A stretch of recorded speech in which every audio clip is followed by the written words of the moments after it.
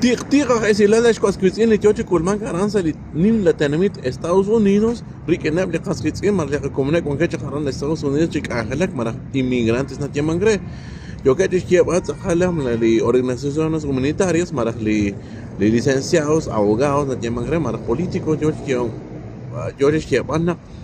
sali buscador mara buscador ICE mara na que chapa con nakli kaskwitsin de comune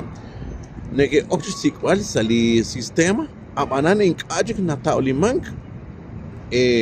par kwanke bakas inan karo hana ochot saptun ke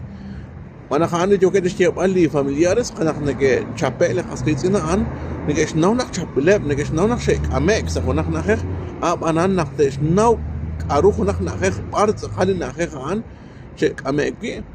nege oxysik wal sali buscador ais na tiamangre inka na kutungaran marhin ana tauli manka khasqit an entonces anane yo que dishke ana no kana ka ut na hokan ka ut na li chara mara li presidente Donald Trump ka ut na ma tok ma ana cholo ma ana ke ba yashan aleban wana le khasqit mara li familiares mara li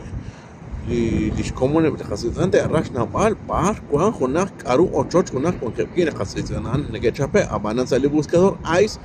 inkana ta'liman kresil karu khonak nakh par kwa nak khasqitinan lak chapil mar inmigrantes na tiamangre entonces anali yo khotish que vale común así que mi gente la noticia de última hora está saliendo ahora en el extranjero noticias de Estados Unidos, los inmigrantes cuando lo capturan, cuando lo detienen, cuando el ICE se lo llevan,